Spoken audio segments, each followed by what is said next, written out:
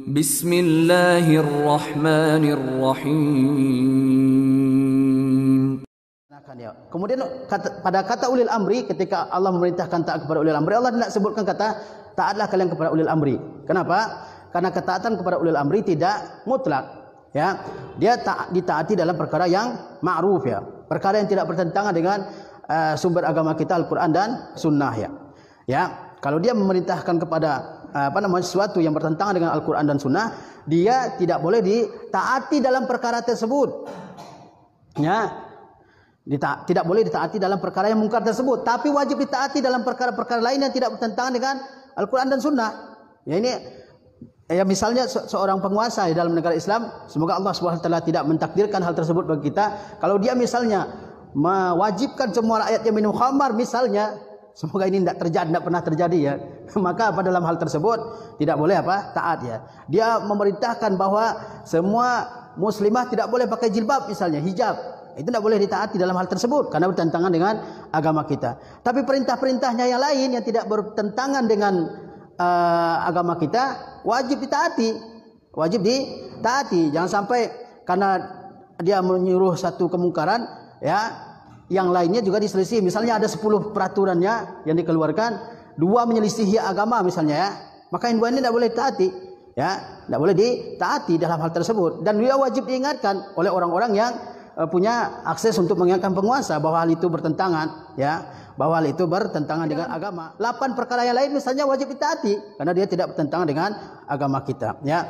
Jadi yang namanya pemerintahan itu sangat penting, ya. Enggak mungkin keadilan ditegakkan, tidak mungkin amar ma'ruf nahi munkar ditegakkan, tidak mungkin ekonomi bisa diurus, pendidikan bisa diurus, ya, keamanan tidak mungkin bisa ditegakkan tanpa ada penguasa. Oleh sebab itu sangat penting, ya. Jangan pernah kita bermimpi hidup ini tanpa penguasa seperti diyakini oleh kaum Khawarij, ya. Khawarij mereka mengatakan boleh-boleh saja suatu negara tidak ada pemimpinnya kalau semua orang di situ baik. Ya, enggak mungkin kan, pasti ada aja yang melakukan penindasan, perampasan, perampokan, ya, pelanggaran terhadap hukum-hukum yang berlaku dan seterusnya, mesti ada, ya. Jangankan di dalam sebuah negara yang penduduknya sebanyak Indonesia ini, ya, 260 juta. Dalam rumah tangga aja yang di situ mungkin hanya ada suami dan istri, harus ada pemimpinnya, ya. Harus ada pemimpinnya. Suami jadi pemimpin, ya. Ar-rijalu qawwamuna 'alan nisa, ya, bahwa pemimpin itu laki-laki itu adalah pemimpin bagi perempuan. Enggak mungkin. Harus ada pemimpin, ya. Dalam perjalanan, kata Rasulullah SAW, apabila kalian melakukan safar, maka satu di antara kalian harus jadi pemimpin, ya. Harus jadi pemimpin. Ya, kalau misalnya 3 orang melakukan perjalanan nggak ada pemimpinnya, ya mungkin perjalanannya kurang nyaman, ya. Yang ini maunya berhentinya di rest area yang ini, ya, enggak, yang saya maunya di rest area itu, situ masjidnya lebih bagus, makanannya lebih enak, restorannya lebih bagus misalnya, dan seterusnya, ya.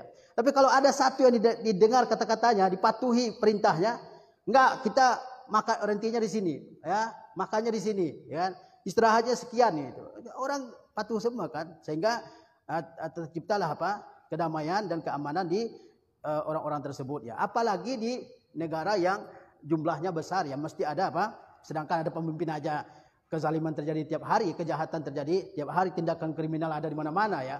Apalagi kalau tidak ada pemerintah yang mengurusi umat ini. Oleh sebab itu ada kaidah dalam usul fikih namanya ma la yatimul wajibu illa bihi fahuwa wajib. Sesuatu yang wajib tidak akan sempurna dengan adanya sesuatu itu, dia juga jadi wajib. Sebagaimana kaidah al-wasilah laha hukmul ghayah, ya, bahwa perantara itu memiliki hukum yang sama dengan tujuannya. Menegakkan keadilan hukumnya wajib, amar ma'ruf nahi munkar hukumnya wajib, ya. Mengurusi kekayaan umat yang ada di sebuah negara hukumnya wajib, ya. Menindak orang yang berbuat zalim hukumnya wajib. Membela orang yang dianiaya hukumnya wajib dalam agama kita. Nah, semua itu tidak akan tercipta kalau tidak ada penguasa, ya. Semua itu tidak akan tercipta tanpa ada penguasa. Makanya wajib hukumnya menegakkan pemerintahan itu, ya. Jangan sampai orang berkeinginan pemerintahan ini tidak ada, ya. Hukumnya wajib, ya. Meskipun pemerintah itu orang zalim sekalipun, ya, orang zalim. Bahkan dalam hadis dikatakan wa asaratan alaina, meskipun dia menguasai harta negara, dia korupsi, dia maling sebanyak-banyaknya harta negara ini, Tapi yang namanya pemimpin itu harus ada ya. Jangan sampai orang berpikiran bahwa pemimpin itu tidak penting ya. Ya. Atau dia mengatakan bahwa pemimpin itu kan saya nggak ikut baiat, jadi saya nggak terikat untuk taat kepada pemimpin. Ya. Dalam sistem Islam tidak semua rakyat membaiat penguasa. Lihatlah khalifah-khalifah yang banyak dalam sejarah Islam itu. Enggak semua rakyat datang kemudian membaiat penguasa, tidak. Ya. Itu mungkin belum paham ya, bahwa yang membaiat penguasa itu adalah tokoh-tokoh terkemuka di tengah umat. Ya. Meskipun kita secara pribadi tidak membaiat penguasa, tapi kita wajib taat karena kita sudah mewakilkan kepada penguasa yang ada di tengah kita, orang-orang terkemuka, ya. Makanya dalam Islam itu sistemnya adalah perwakilan, bukan demokrasi demokrasi liberal seperti ini ya. Rakyat memilih penguasa secara langsung ya. Dan orang yang enggak berpendidikan disamakan orang pendidikan ya kan. Tukang sabit, tukang arit rumput misalnya sama dengan profesor, suara sama-sama satu, ya kan? Mestinya ada yang mewakili. So, dalam Pancasila pun kan dengan perwakilan di sila keempat kerakyatan dipimpin oleh hikmat kebijaksanaan dalam permusyawaratan dan perwakilan sebenarnya sistem itu. Dulu itu bagus ya sistemnya ya, perwakilan ya. Tidak seperti sekarang kita milih langsung ya dengan biaya yang sekian triliun ya, tapi hasilnya kurang ya.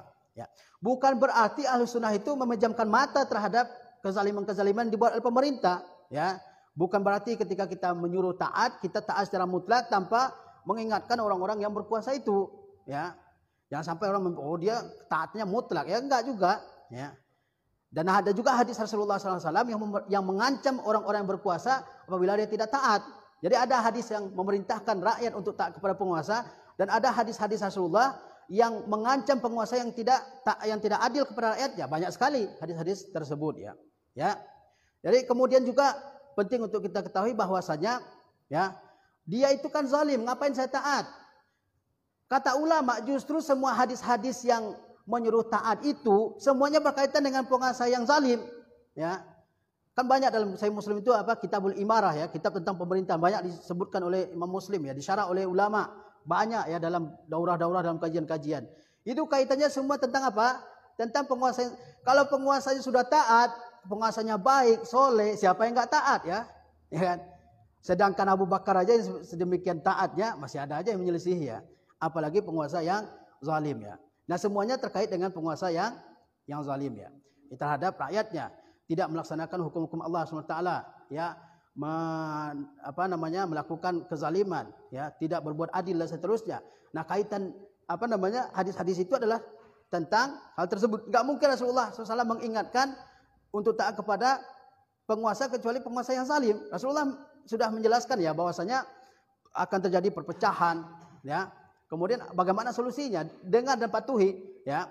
Bahkan dalam hadis yang lain dikatakan wa in daraba zahrak wa akhadha malak. Sekalipun dia memukul punggungmu, dia menzalimimu secara fisik ya, dipenjarakan misalnya orang-orang yang patuh terhadap orang-orang yang ada di tengah-tengah masyarakat tersebut, atau dia mengambil hartamu ya, jangan memberontak ya.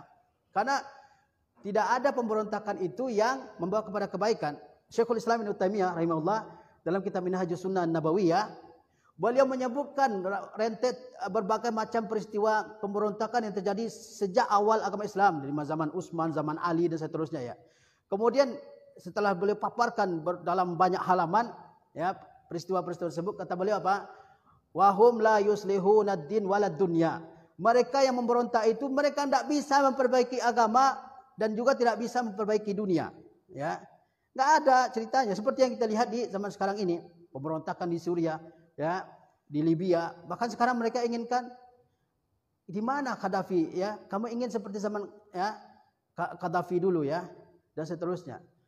Karena zaman ini semakin lama bukan semakin baik ya. Kata Rasulullah kata Rasulullah la ya'ti zamanun illa wallazi ba'dahu syarrun min qablihi, atau kama qala Rasulullah SAW, tidak datang suatu zaman kecuali yang setelahnya lebih buruk dari yang sebelumnya ya. Sebelumnya kita enggak pernah merasakan seperti ini, tapi kita rasakan ya setelahnya akan datang yang lebih buruk lagi ya. Ya, makanya orang selalu merindukan pemimpin-pemimpin yang telah lewat. Seperti sehingga ada istilahnya apa? Pameo ya. enak zaman kuto, ya kan?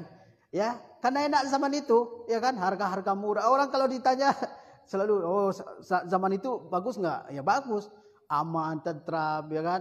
Nggak ada gonjang-ganjing seperti ini kan? Nah, jadi kita harus harus bersabar di dalam menghadapi pemimpin, harus taat. Jadi kewajiban kita sebagai rakyat adalah as-sam'u wa ta'atu wa sabru ya, yaitu mendengar, mematuhi dan bersabar ya. Bersabar, nggak boleh dikit-dikit memberontak kepada penguasa. Itu bukan ahlu sunnah ya. Ahlu sunnah itu mereka memperbaiki pemerintahan itu bukan dengan menggulingkan penguasa, tidak, dengan membentuk generasi yang siap untuk menjadi penguasa-penguasa yang benar ya. Kalau kita misalnya mempelajari agama Islam, kemudian juga mengamalkan agama Islam ini dalam kehidupan kita ya masing-masing kita meyakini akidah yang benar, beribadah dengan benar, kemudian juga menerapkan akhlak-akhlak Islam, maka akan tercipta pemimpin yang baik insyaallah di tengah-tengah kita, bukan dengan misalnya menggulingkan, mengganti pucuk pimpinan. Memang ada yang lebih baik ya kan dari yang berkuasa sekarang ini, jangan-jangan timbul yang lebih buruk, makanya diminta mundur, tapi ternyata yang akan datang tuh nggak lebih baik dari dia. Itu kan kalau bahasa Minangnya itu dapat jarum hilang kapak namanya kan. Dapat jarum hilang kapak. Jangan sampai kerugian lebih besar dari keuntungan yang akan didapat ya kan. Memang ada yang lebih baik. Karena banyak juga yang selalu protes kepada pemerintahan, ketika dia duduk di pemerintahan dia tidak sebaik yang sudah digantikannya, bahkan lebih buruk ya. Nah, jadi yang ketiga syaratnya adalah bahwa tidak menimbulkan kerusakan dan pertumpahan darah yang lebih besar ya. Makanya harus bersabar ya, harus bersabar. Kalau misalnya tertumpah darah umat Islam ini, sekian ribu orang meninggal, sekian ribu orang ditangkap, di penjara, kemudian ditembaki oleh penguasa dan seterusnya ya. Karena penguasa punya alat ya. Oleh sebab itu jangan kita melakukan hal-hal seperti ini ya, memprovokasi orang supaya dia selalu protes kepada pemerintah ya. Memang kita semua mungkin tidak puas dengan pemerintahan yang ada, tapi ada caranya, yaitu mendengar setiap perintahnya yang baik, menaati setiap perintahnya yang baik, dan juga bersabar menghadapi kezalimannya, ya kan? Kita lihatlah dalam sejarah umat Islam ya. Ketika Imam Ahmad Ibnu Hanbal rahimahullah disiksa oleh 3 khalifah Bani Abbasiyah. Padahal Imam Ahmad itu jumhurnya, pendukungnya luar biasa banyaknya. Seorang imam mazhab ya. Bukan imam besar lagi, imam mazhab ya. Itu pendukungnya luar biasa, mungkin satu negara Abbasiyah mendukung beliau, masyhur di kalangan umat. Tapi enggak pernah Imam Ahmad ayo kita berontak kan.